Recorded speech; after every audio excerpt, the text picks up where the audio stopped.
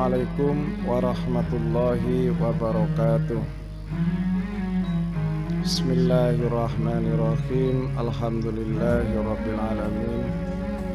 Subhanakallahumma rabbana la ilma lana illa ma 'allamtana innaka antal alimul hakim. Wa tub 'alaina innaka antat tawwabur rahim. Wa 'allimna min ladunka ilman nafi'a ya dzal jalali wal ikram. Allahumma aftah lana hikmataka wansur 'alaina rahmataka ya dzal jalali wal ikram. Ma'asyiral muslimin, pemirsa televisi Undar yang dirahmati oleh Allah Subhanahu wa ta'ala, pada kesempatan ini di bulan Ramadan ini mari kita merenung kembali tentang nuzulul Quran, turun-turunnya Al-Quran pada bulan Ramadan. Suatu mukjizat yang terbesar kepada Rasulullah sallallahu alaihi wasallam adalah Al-Quran sebagai mukjizat utama yang sampai kepada kami hari ini. Al-Quran ini sungguh mukjizat terbesar, mukjizat yang tak dahulu sudah hilang dan tidak ada pada waktu itu, seperti mendekatkan bulan. Selesai setelah itu mukjizat Isra Mi'raj Rasulullah sallallahu alaihi wasallam, selesai Isra Mi'raj sebagai mukjizat, selesai.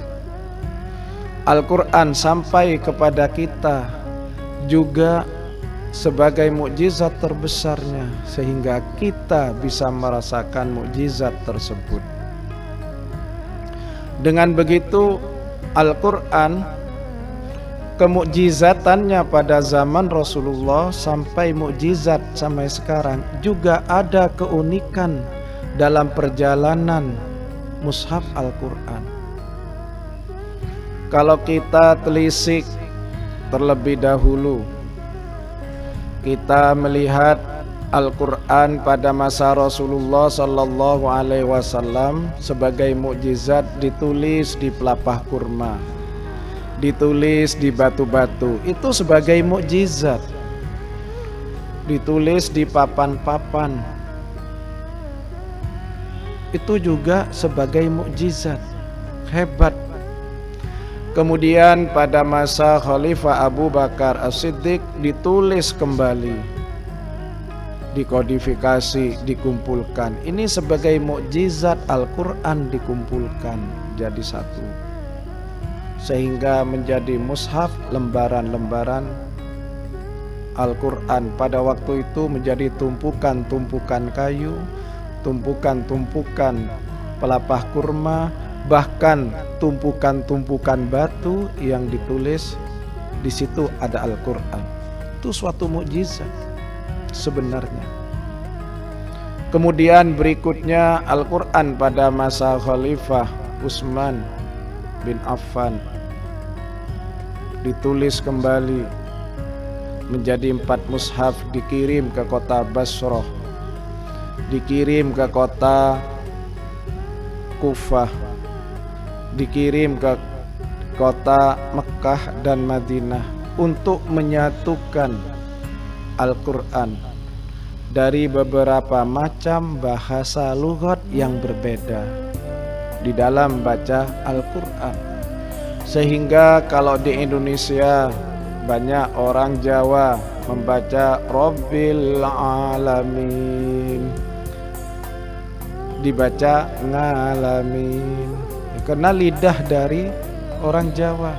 Di sana lidah orang Quraisy akan berbeda, lidah orang Yaman qaf bisa menjadi gaf, Itu sebenarnya kemukjizatan Al-Quran muwahhadah, menyatukan bahasa-bahasa menjadi satu bahasa, sehingga fasahahnya sama, tajwidnya sama, semuanya menjadi satu. Itu sebenarnya kemukjizatan Al-Quran. Kemukjizatan Al-Quran juga pada masa Khalifah Ali karramallahu wajhah. Kemudian di situ ada nama sahabat Abul Aswad Ad-Du'ali. Karena banyaknya sahabat tabi'in yang belajar Al-Quran kesulitan, disitulah lalu Abul Aswad Ad-Du'ali pada tahun 40 Hijriah memberi tulisan-tulisan Al-Quran dengan kode titik,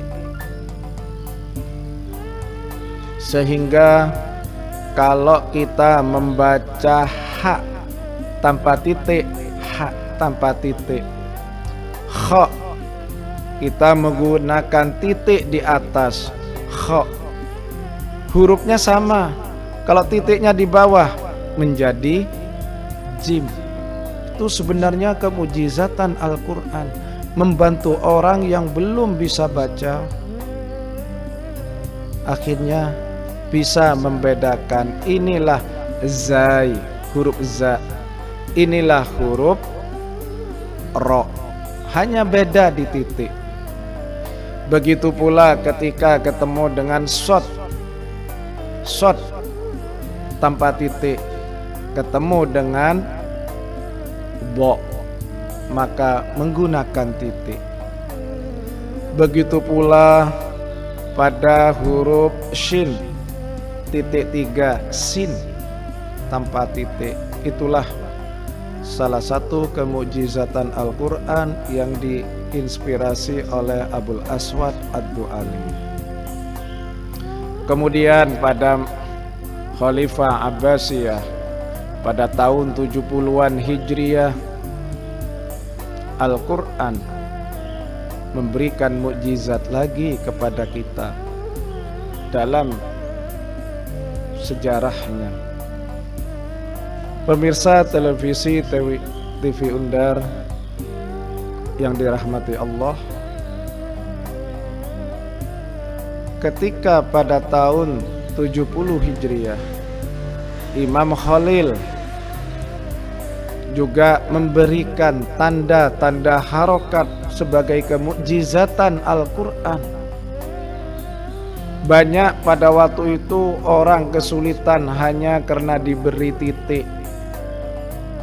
Ini banyak yang membaca yang salah, sehingga kapan ketika rofa, seperti ketika membaca innallaha bari'um minal musyrikina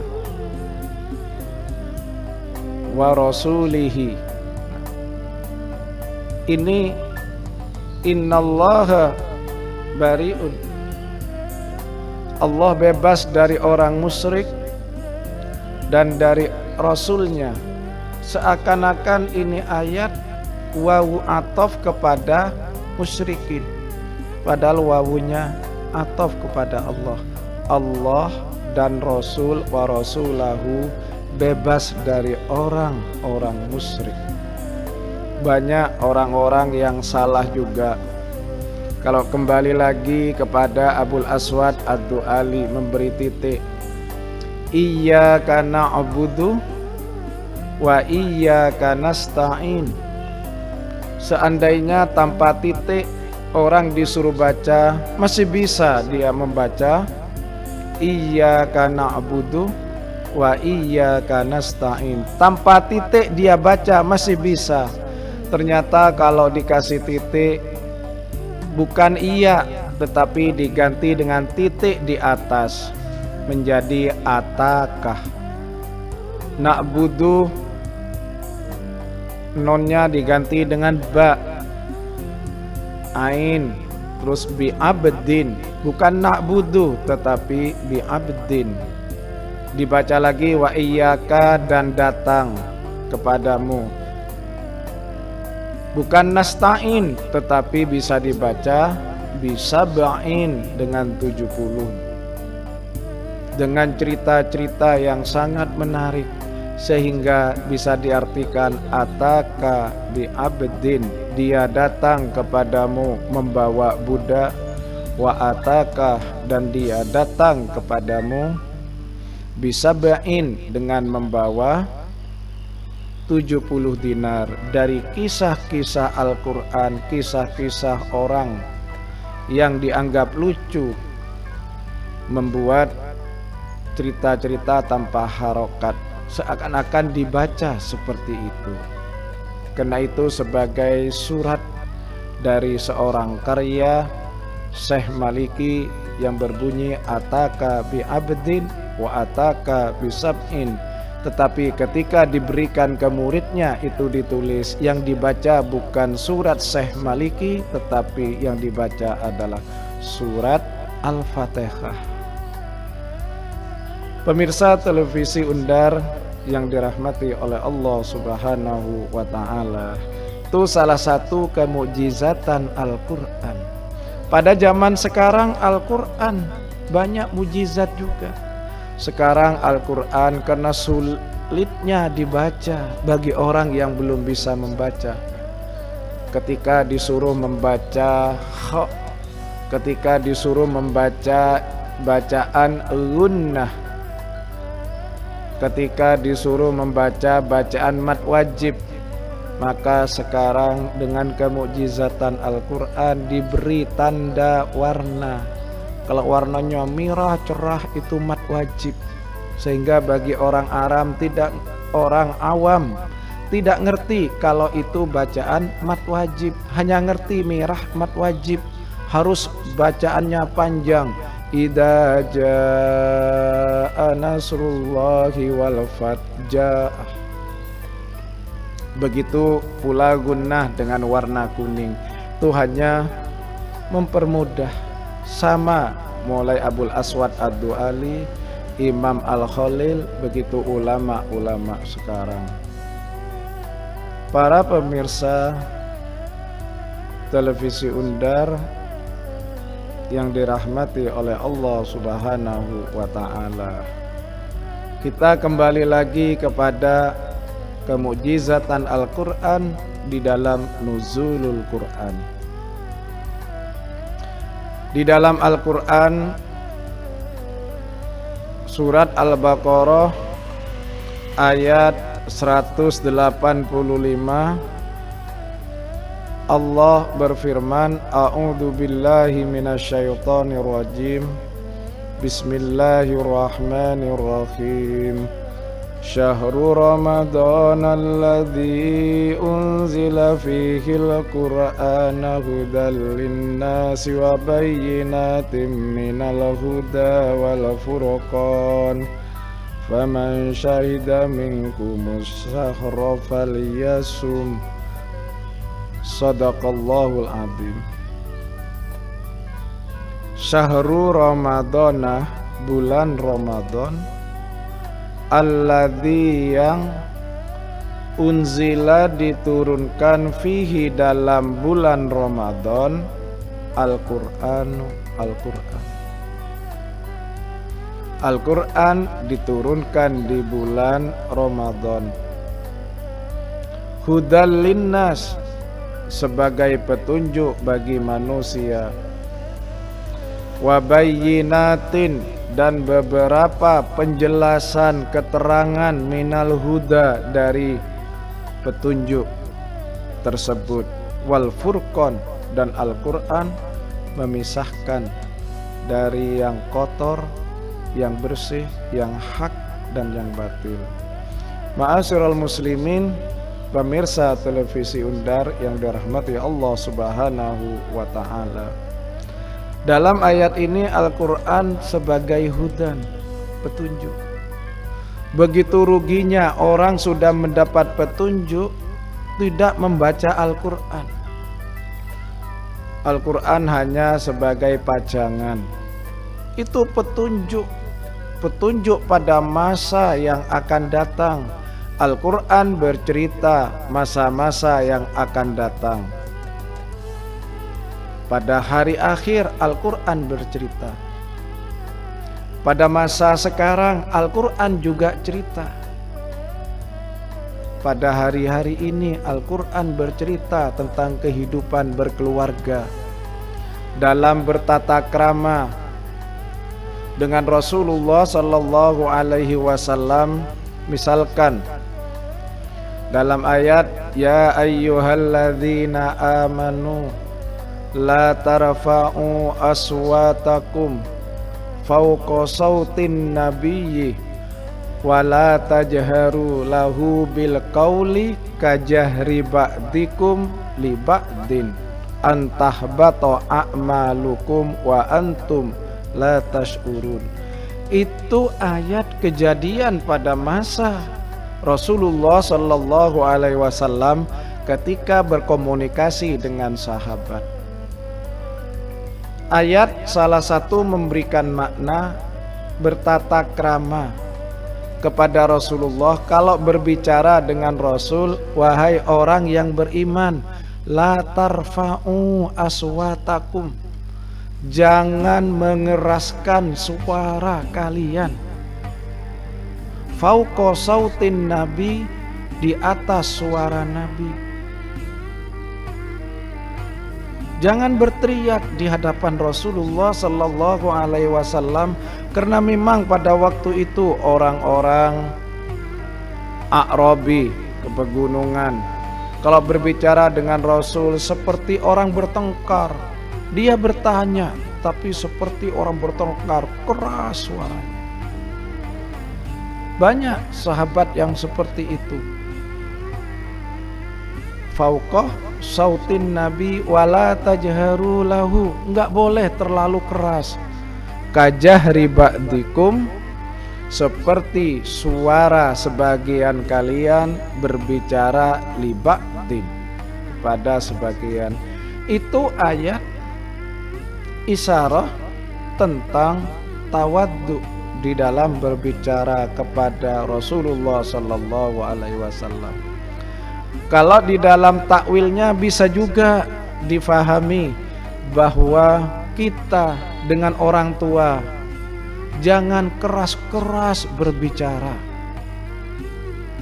Ada juga di dalam Al-Quran membentak, wala taqul lahuma uff wala tanharhuma wa qul lahuma qaulan karima.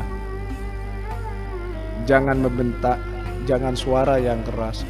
Begitu pula konteks kita tidak boleh bersuara keras terhadap guru-guru kita. Itu bersuara keras. Mafhum mukhalafahnya juga bahwa menjelek-jelekkan orang tua tidak boleh. Berbicara kejelekan guru kita tidak boleh. Wala tarfa'u aswatakum, tidak boleh mengeraskan suara. Itu terjadi pada masa Rasulullah. Kemudian Al-Quran bercerita tentang masa di dunia juga, tapi di alam kubur. Itu sebenarnya kejadian. Alam gaib tetapi masih di dunia. Kalau yang pertama alam gaib di akhirat, tentang surga, tentang neraka. Kemudian Al-Quran juga bercerita masa lalu. Ini sebagai mukjizat.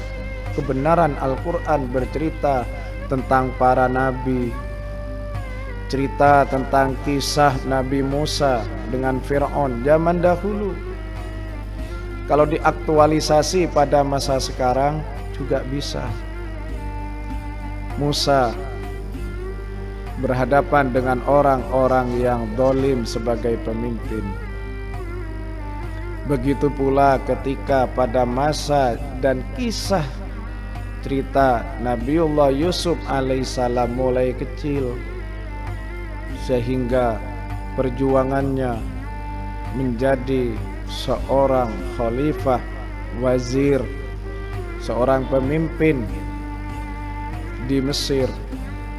Cerita dari orang kecil menjadi orang besar, menjadi pemimpin. Dan sekarang di dunia banyak kisah-kisah orang kecil yang menjadi pemimpin, rakyat-rakyat yang asalnya dari rakyat jelata menjadi besar, tokoh yang besar di Indonesia. Banyak sekali. Ma'asyiral muslimin, pemirsa televisi Undar yang dirahmati Allah Subhanahu wa ta'ala. Kembali lagi kepada nuzulul Quran pada bulan Ramadan. Syahru Ramadan alladzi unzila fihil Quran. Sebagai bawa petunjuk bagaimana percaya kepada hari akhir, berakhlak, berkomunikasi suami istri dalam Al-Quran pada masa sekarang terjadi. Kemudian Al-Quran juga inna anzalnahu fi lailatul qadr. Kami menurunkan Al-Quran pada malam Lailatul Qadar. Ma'asyiral muslimin, pemirsa televisi yang dirahmati oleh Allah Subhanahu wa ta'ala. Ada ayat Al-Quran tadi dijelaskan bahwa Al-Quran diturunkan di bulan Ramadan. Kalau kita mengamati, ternyata ada juga nuzulul Quran terjadi pada bulan Dzulhijjah. Al-Quran turun kepada Rasulullah Sallallahu Alaihi Wasallam di luar bulan Ramadan, yaitu pada bulan Dzulhijjah. Surat Al-Maidah ayat 3 yang berbunyi a'udzubillahi minasyaitonirrajim. Bismillahirrahmanirrahim. Al-yauma akmaltu lakum dinakum wa atmamtu alaikum ni'mati wa raditu lakumul islam madina. Al-yauma, pada hari ini, akmaltu, saya telah menyempurnakan, lakum, kepada kalian. Allah telah menyempurnakan pada kalian dinakum, agama kalian. Titahnya Allah, agama Islam udah sempurna. Wa atmamtu alaikum nikmati, dan kami telah menyempurnakan, mentamatkan kepada kalian nikmat-nikmatku. Wa raditu, dan saya ridha untuk kalian, lakum, Islamah, Islam, dinan, sebagai agama. Ayat ini turun ketika Rasulullah Sallallahu Alaihi Wasallam wukuf di Arafah. Allah menyampaikan di hadapan sahabat, alhamdulillah, kita, agama kita udah sempurna, telah turun ayat. Lalu Ibnu Abbas dengan kecerdasannya sangat senang dengan turun ayat ini. Pasti Islam akan tambah jaya. Berbeda dengan Abu Bakar As-Siddiq, memahami ayat ini, kalau sudah Islam sempurna, Rasulullah Sallallahu Alaihi Wasallam akan tiada. Jadi betul, setelah 2 bulan Rasulullah Sallallahu Alaihi Wasallam wafat, ulama mengatakan bahwa ayat ini, al-yauma akmaltu lakum dinakum wa atmamtu alaikum nikmati wa raditu lakumul islam madina, surat Al-Maidah ayat ketiga ini sebagai ayat terakhir turun kepada Rasulullah Sallallahu Alaihi Wasallam. Pada waktu itu Rasulullah Sallallahu Alaihi Wasallam juga bersabda, menyatakan, inna dima'akum, sesungguhnya darah kalian,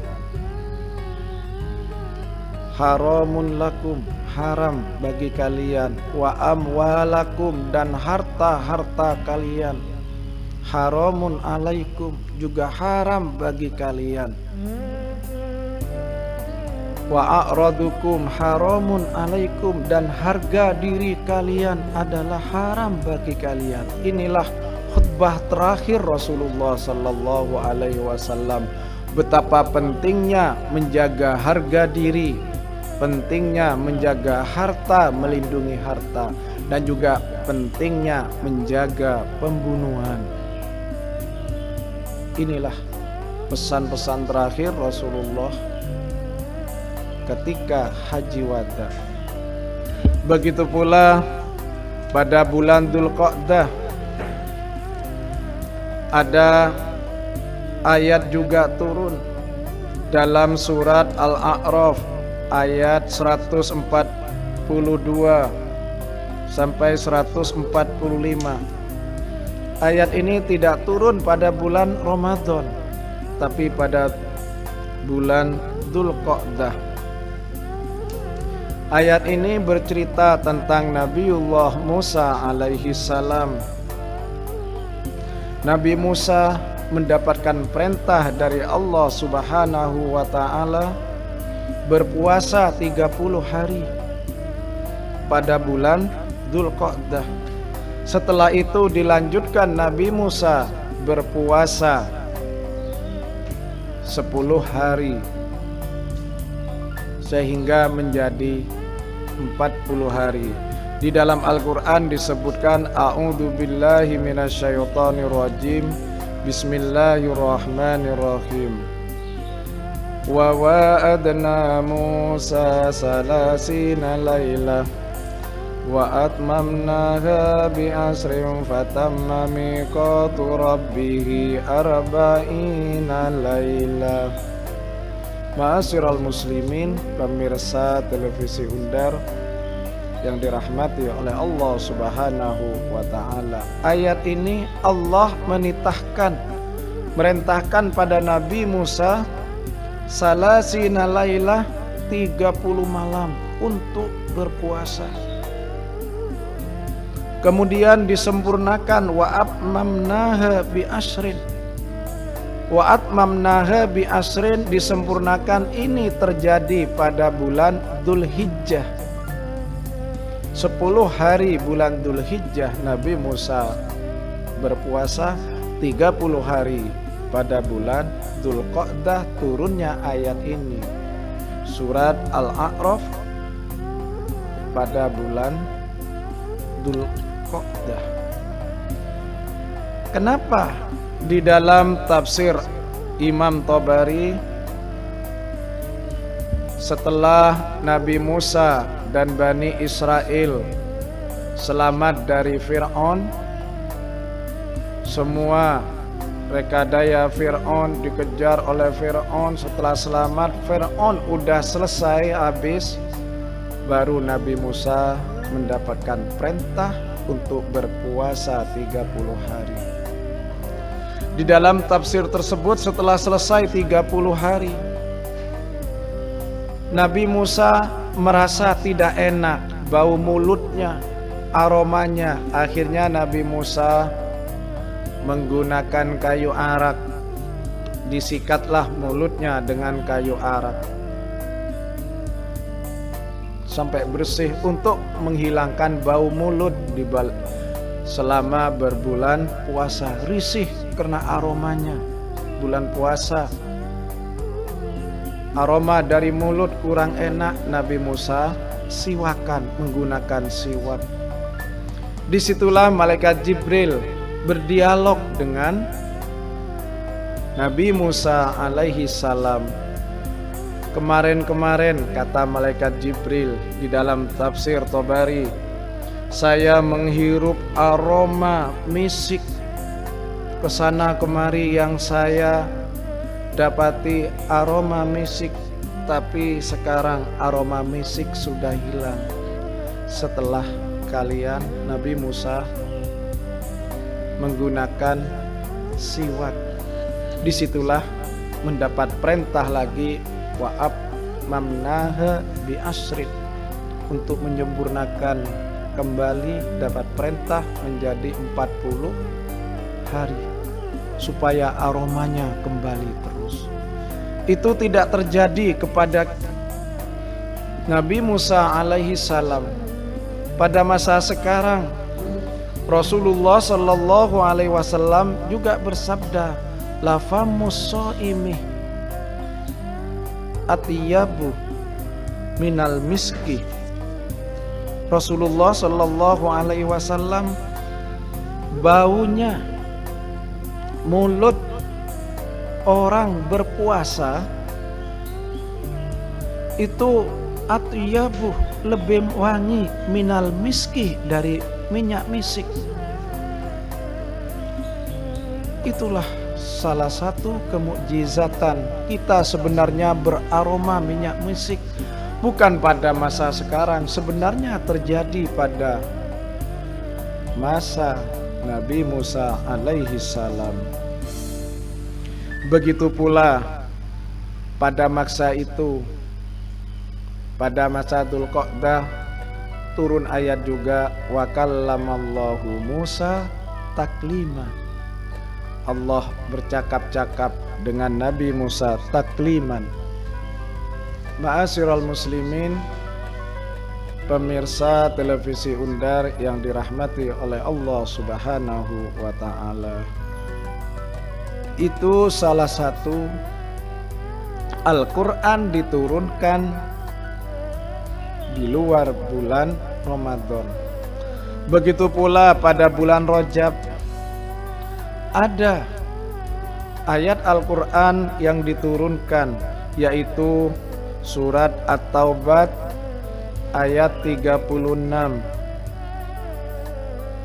Al-Qur'an diturunkan dalam bulan Rajab. A'udzubillahi minasyaitonir rajim. Inna iddatasyuhuri indallahi isna asyara syahra fi kitabillah yauma khalaqas samawati wal arda minha arba'atun hurum dzalika dinul qayyim. Ini ayat turun pada bulan Rajab. Begitu pula yang populer pada bulan Sya'ban, ayat Al-Qur'an yang turun kepada Rasulullah sallallahu alaihi wasallam pada bulan Sya'ban, yaitu surat Al-Ahzab ayat 56. Allah Subhanahu wa taala berfirman, Innallaha wa malaikatahu yusalluna 'alan nabi ya ayyuhalladzina amanu sallu 'alaihi wa sallimu taslima. Innallaha, sesungguhnya Allah, wa malaikatahu, dan malaikat Allah, yusalluna, baca sholawat, memberi rahmat dan ridha sapa Allah, alan nabi, kepada kanjeng Nabi Muhammad sallallahu alaihi wasallam. Ya ayyuhalladzina amanu, wahai orang-orang yang beriman, sallu, bacalah sholawat, alaihi, kepada Nabi, wasallimu taslima, dan membaca sholawat dengan sholawat.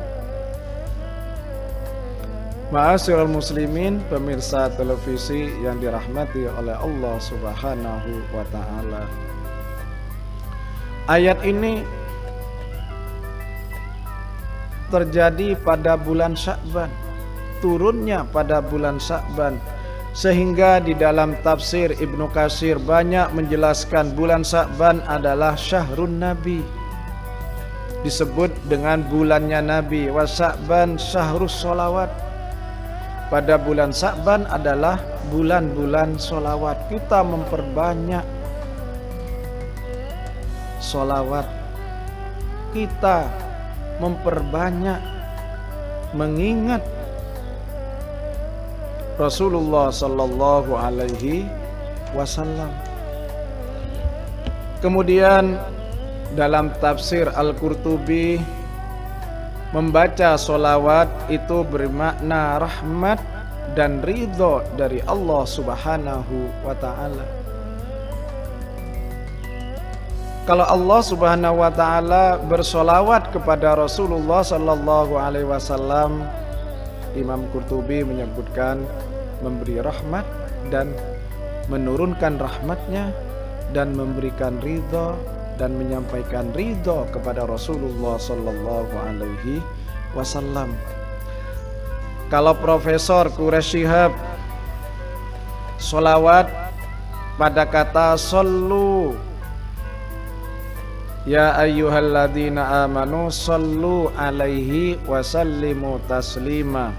Sallu diartikan dari kata solatan yang diartikan menyebut-nyebut.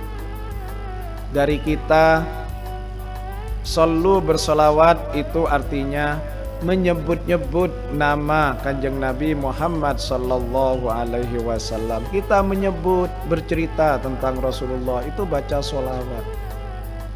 Apalagi membaca solawat. Ketika itu yang disampaikan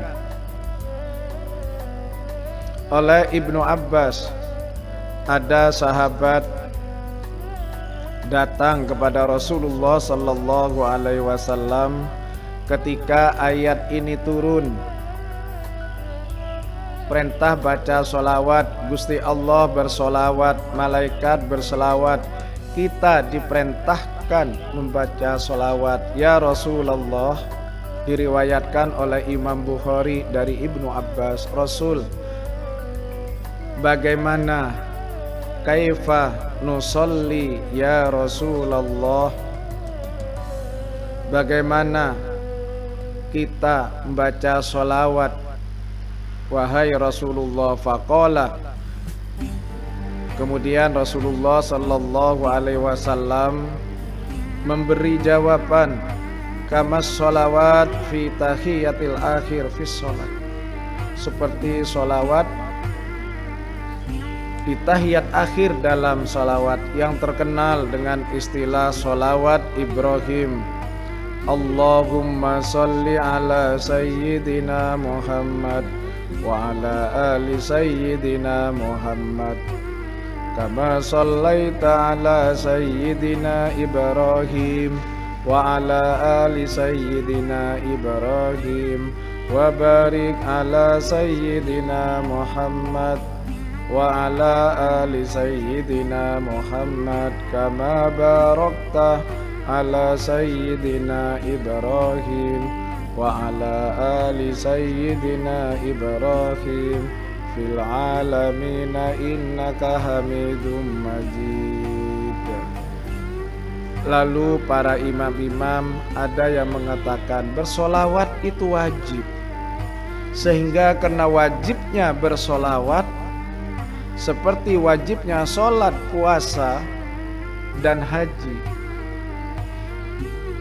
Bacaan sholawat yang disampaikan oleh Rasulullah sallallahu alaihi wasallam dalam riwayat Imam Bukhari tadi yang disampaikan Ibnu Abbas, pertanyaan dari sahabat, apa? Dimasukkan dalam sholat, sehingga kita membaca sholawat dalam sholat sehingga menjadi kewajiban. Seakan-akan sholat ini, sholawat kepada Rasulullah sallallahu alaihi wasallam bermakna wajib, sehingga kita yang menganggap sunnah sudah cukup menunaikan kewajiban di dalam sholatnya.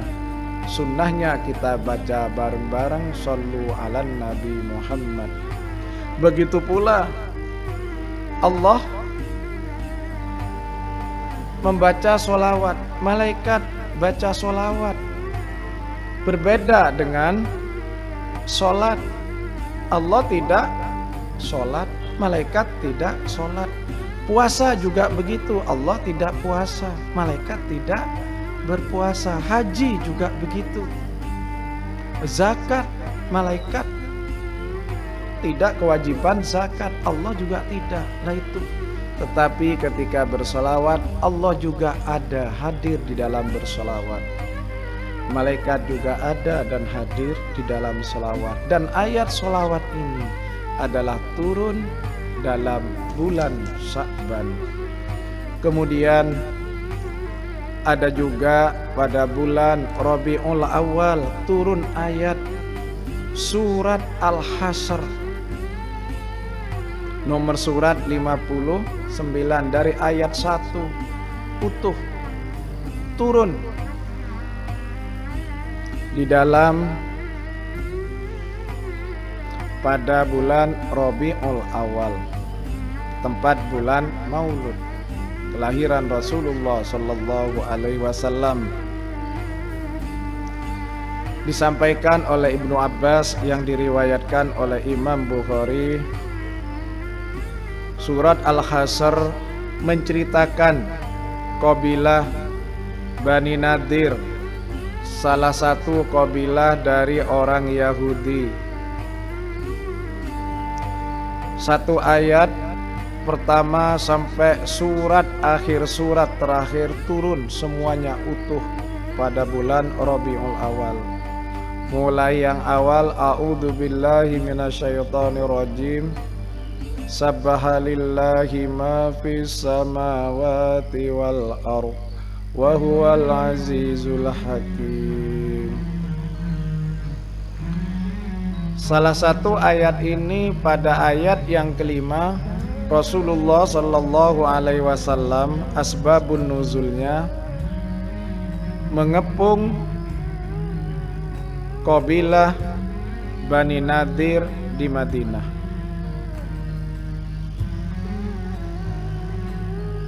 Selama berkepung akhirnya mengadakan perjanjian bahwa kabilah karena sudah menyerah mengadakan perjanjian boleh keluar dari kampung, pergi keluar, bawa semua apa yang dimiliki dengan unta-untanya, dengan kendaraan untanya pada waktu itu. Kalau bahasa sekarang pakai trek, gandeng, dibawa semua yang bisa dibawa. Yang tidak boleh dibawa hanya satu, yaitu senjata perang. Terjadi perdamaian dengan Bani Nadir. Ketika itu Ibnu Abbas juga menyebutkan ketika sudah pergi pohon-pohon sajaratun nakhli, kebun-kebun kurma milik Bani Nadir yang disebut dengan lembah Buairoh, semua, tidak semuanya, sebagian ditebang, dipotong oleh sahabat. Karena dipotong, Rasulullah Shallallahu Alaihi Wasallam seperti kurang senang. Sahabat merasa menyesal, merasa berdosa. Ketika itu memotong, menebas pohon kurma. Ternyata oleh Rasulullah Sallallahu Alaihi Wasallam dilarang. Disitulah ayat juga disebutkan, ma qata'tum min linatin aw taraktumuha qaimatan ala asliha fa bi idznillah wal yadziyal fasikin. Allah menurunkan ayat, apa yang kalian potong dari kebun kurma min linatin, linah pohon kurma yang sudah tidak mungkin produktif, pohon kurma yang sudah kering, tidak mungkin akan berbuah lagi, dipotong. Linah sudah lemah. Au taraktumuha qaimatan, atau pohon kurma di kebun-kebunnya yang kalian tinggal tegak ala asliha, seperti sedia kala, karena dianggap masih berbuah, masih bagus dan akan menghasilkan. Yang pertama karena memang sudah kering. Yang kering pun Rasulullah Sallallahu Alaihi Wasallam menebang pohon kurma, pohon-pohon yang itu masih oleh Rasulullah Sallallahu Alaihi Wasallam kurang berkenan Rasul, tetapi oleh Allah semua itu fabi idznillah sudah mendapatkan izin dari Allah Subhanahu wa Ta'ala. Waliyadziyal fasikin, dan semuanya untuk merendahkan orang-orang yang fasik. Jadi itu sebagai ibarat pohon kurma yang sudah lunak, yang sudah akan mati, kena ditebang akan ditanam ya pohon kurma yang akan lebih bagus. Itu pun Rasulullah masih kurang berkenan. Ma'asyiral muslimin,